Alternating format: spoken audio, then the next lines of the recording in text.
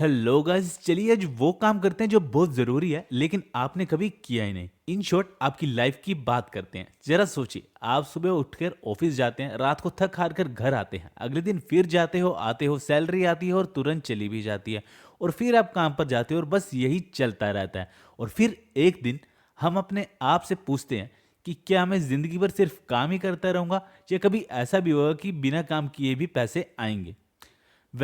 आपका अपने आप से ये सवाल पूछना बहुत ज़रूरी भी है। बस फ़र्क ये है कि आप ये सवाल तब पूछते हो जब आपकी आधी लाइफ निकल चुकी होती है। क्योंकि पहले तो हम अपनी जवानी को जो एंजॉय कर रहे होते हैं, घूमना फिरना, खाना पीना, रिलेशनशिप्स वगैरह वगैरह। खैर, सीधे सीधे पॉइंट पर आए तो अगर लाइफ में अर्ली फाइनेंशियल फ्रीडम चाहिए तो सिर्फ जॉब से काम नहीं चलेगा। और ये गेम जीतने के लिए आपको सीखने हैं दो लेसन्स। एक फोकस्ड और पावरफुल माइंडसेट, और दूसरा फाइनेंशियल लिटरेसी, जिसे आज हम इस वीडियो में बताएंगे। ये वीडियो है फाइनेंशियल फ्रीडम का स्टेप 2। स्टेप 1 हम पहले ही अपनी वीडियो में कवर कर चुके हैं। तो स्टेप 2 में हमें सीखनी है दो चीजें, जिसमें से सबसे पहला लेसन है माइंड योर ओन बिजनेस।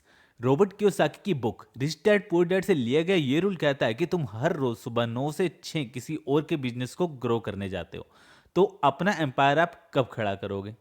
लोग सोचते हैं कि मेरे पास तो जॉब है, फिक्स सैलरी है, मैं बिल्कुल सेफ हूं, पर असली सच ये है कि जो भी सबसे ज्यादा अनसेफ है, कभी भी आपको निकाला जा सकता है। आज ही अगर आपकी कंपनी डूब जाए तो आपकी जॉब भी खत्म। अब माइंड योर ओन बिजनेस का मतलब ये नहीं है कि आप जॉब छोड़ दें। इसका मतलब है कि भले ही आप इस वक्त किसी बड़ी से बड़ी कंपनी में भी जॉब क्यों ना कर रहे हो, लेकिन आप तब तक अनसेफ हैं जब तक आपके पास खुद का कोई पैसे बनाने का सिस्टम नहीं है। पैसे बनाने का सिस्टम यानी कोई साइड इनकम, कोई रेंटल इनकम, या दूसरे एसेट्स से इनकम।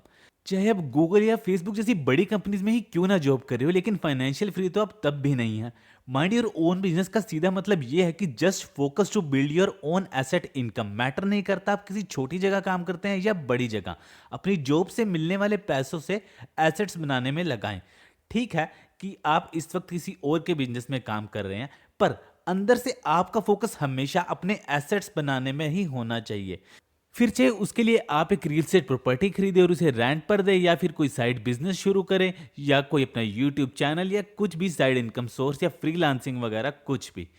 क्योंकि ग्रैंड कार्डोन कहते हैं कि सिर्फ पैसा जमा करके फ्यूचर सिक्योर नहीं होता। फ्यूचर सिक्योर होता है जब पैसे से पैसा बनने लगता है। अगर तुम एम्प्लॉय हो तो काम ज्यादा करोगे और पैसा कम कमाओगे। अगर तुम बिजनेसमैन हो तो काम कम करोगे लेकिन पैसा ज्यादा कमाओगे। लेकिन अगर तुम इन्वेस्टर हो तो काम करने की भी जरूरत नहीं और पैसा भी बहुत सारा कमाओगे। तो अब आप देख लो कि आपको क्या करना है। आपको किसी और के बिजनेस को ग्रो करना है या अपने बिजनेस को ग्रो करने पर फोकस करना चाहिए।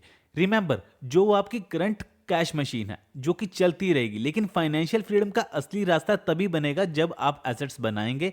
तो जॉब करते रहिए, लेकिन आपका फोकस अपने बिजनेस पर होना चाहिए, यानी अपने फाइनेंशियल गोल्स पर होना चाहिए, और यही है माइंड योर ओन बिजनेस। अब बात करते हैं लेसन नंबर 2 की, the importance of financial literacy. फिर बचपन से ही स्कूल में हमें मैथ्स, हिस्ट्री, बायोलॉजी सब कुछ पढ़ाया गया और हमें इतना काबिल बना दिया कि हम एक जॉब ले पाए। लेकिन जॉब तो हमें मिल गई, पर इसके बाद जॉब से जो पैसा आएगा उसका क्या करना है ये हमें किसी ने नहीं सिखाया। उस पैसे को कितना बचाना है, कितना लगाना है, कितना उड़ाना है, या टैक्स कैसे बचेगा, या लोन कैसे जल्दी रीपे होगा, या एसेट और लायबिलिटी में क्या फर्क है, इसकी कभी बात ही नहीं हुई हमारी स्कूल्स में। यही रीजन है कि आज भी एमबीए करने वाले भी लोन में डूब रहे हैं और इंजीनियर्स भी क्रेडिट कार्ड से ईएमआई ही भरते रह जाते हैं। फॉर्मल एजुकेशन आपको सिर्फ जॉब दिलवाती है, बट फाइनेंशियल एजुकेशन आपको अमीर बनाती है। रॉबर्ट कियोसाकी बोलते हैं, if you want to be rich you need to be financial literate. यानी अमीर बनने के लिए एजुकेशन डिग्री की नहीं बल्कि पैसे की समझ होना बहुत जरूरी होता है। और फाइनेंशियल लिटरेट होने के लिए सबसे पहले आपको 4 बेसिक चीजें आनी चाहिए। सबसे पहला है बजट बनाना। जब तक हम हर महीने पैसों को लिखकर ट्रैक नहीं करेंगे तब तक पैसा भी आपके पास नहीं टिकेगा। बजट बनाना मतलब ये नहीं है कि आप अपने खर्चों पर पाबंदियां लगा दें। बजटिंग से आपको अपने खर्चों की क्लैरिटी मिलती है कि आपका पैसा आ कहां से रहा है और जा कहां रहा है। बाकी के फाइनेंशियल डिसीजन उसके बेस पर आप ले सकते हैं। सेकंड, कंपाउंड इंटरेस्ट को समझना। एल्बर्ट आइंस्टाइन कहते हैं कि कंपाउंड इंटरेस्ट इस दुनिया का 8वां अजूबा है, और जिसने इसका इस्तेमाल करना सीख लिया तो उसे अमीर बनने से कोई नहीं रोक सकता। थर्ड, एसेट्स वर्सेस लायबिलिटी का फर्क समझना, जिसे हमने फाइनेंशियल फ्रीडम के फर्स्ट पार्ट में कवर किया, बहुत अच्छे से एक्सप्लेन किया। तो अगर आपको वो समझना तो आप हमारी वो वाली वीडियो जाके देख सकते हैं, उसका लिंक आपको डिस्क्रिप्शन में मिल जाएगा। और लास्ट और मोस्ट इंपॉर्टेंट पॉइंट जो बहुत जरूरी है वो है इमोशनल कंट्रोल। क्या होता है जब आपके पास अचानक से कहीं से बहुत सारा पैसा आता है ना, तो लोग बिल्कुल एकदम खुश, बिल्कुल सोचते ही नहीं और स्पेंड करना शुरू कर देते हैं। और जब पैसा अचानक से चला जाता है तो वही लोग पैनिक भी करते हैं और गलतियां और भी ज्यादा करने लगते हैं, वह लड़ाई तक भी कर लेते हैं और गलत फाइनेंशियल डिसीजंस लेते हैं। Morgan Housel psychology of money के ऑथर कहते हैं कि पैसों का गेम सिर्फ 20% नॉलेज का है, यानी आपको पैसे बनाने के लिए 20% नॉलेज चाहिए और बाकी का 80% डिपेंड करता है आपका बिहेवियर और इमोशन कंट्रोल। यानी जब आपके पास बहुत सारा पैसा आता है तो आप उसे कैसे मैनेज करते हैं, कि आपका बिहेवियर क्या होता है उसे लेकर के, वो सबसे बड़ी गेम होती है। और वो हमें लिटरली बिल्कुल भी नहीं है। हमें लगता है कि हम बहुत अच्छे से यूज कर पाएंगे, लेकिन जैसे ही पैसा आता है तो हमारा दिमाग काम करना बंद कर देता है, और ये फैक्ट है। तो सबसे पहले आपके इमोशंस कंट्रोल में होने चाहिए, आपको ये सीखना चाहिए अगर आप अमीर बनना चाहते हैं। तो सबसे पहले आपको अपने आप को फाइनेंशियल लिटरेट बनाना है, टैक्सेस को समझना है, फाइनेंशियल न्यूज़ पढ़नी है, इवन बुक्स पढ़ें आप फाइनेंस की, जिससे आपकी नॉलेज और बढ़ेगी पैसों को लेकर। और साथ ही में इमोशनल कंट्रोल भी सीखना है। अब जाते जाते एक बोनस स्टेप और बता देता हूं आपको, जो कि मोस्ट अंडररेटेड है पर बहुत काम का है। जब भी लोग कहीं इन्वेस्टमेंट की बात करते हैं तो सिर्फ एक ही चीज आपके दिमाग में आती है, स्टॉक्स, गोल्ड या रियल एस्टेट प्रॉपर्टीज। पर इन तीनों से भी ज्यादा रिटर्न जिससे आपको मिलता है ना, वो है आप खुद invest in your self. For example, अगर आपके पास 10,000 रुपए हैं तो आप उससे क्या करेंगे? आप कोई गैजेट लेंगे या स्टॉक्स में इन्वेस्ट करेंगे?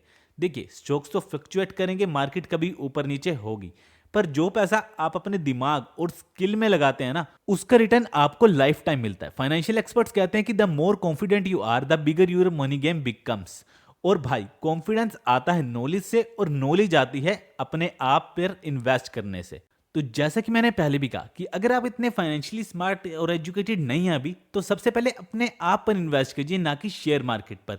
क्योंकि जब आपके पास नॉलेज होगी तो आप बाकी की फाइनेंशियल डिसीजन भी बहुत अच्छे से ले पाएंगे। क्योंकि खुद में पैसे इन्वेस्ट करने से आपकी decision making power, negotiation skill, sales ability, communication, financial intelligence, ये सब इंप्रूव होता है। In short, with financial knowledge आप अगर सिंपल एम्प्लॉय भी है ना, एवरेज एम्प्लॉय, तो वहां भी आप लीडर बन सकते हैं। अगर आप बिजनेस कर रहे हैं तो सिर्फ बेचने वाले नहीं, बल्कि आप ब्रांड भी बन सकते हैं। और फाइनेंशियल नॉलेज के साथ आप सिर्फ पैसे कमाते नहीं हैं, बल्कि उन्हें मल्टीप्लाई करते हैं, कंट्रोल करते हैं और उन्हें अच्छे से इन्वेस्ट करते हैं।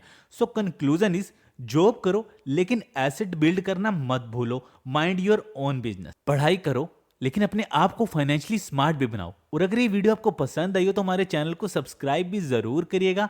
और फाइनेंशियल फ्रीडम की इसी जर्नी को कंटिन्यू करने के लिए मिलते हैं अगली वीडियो में। तब तक के लिए टाटा बाय बाय।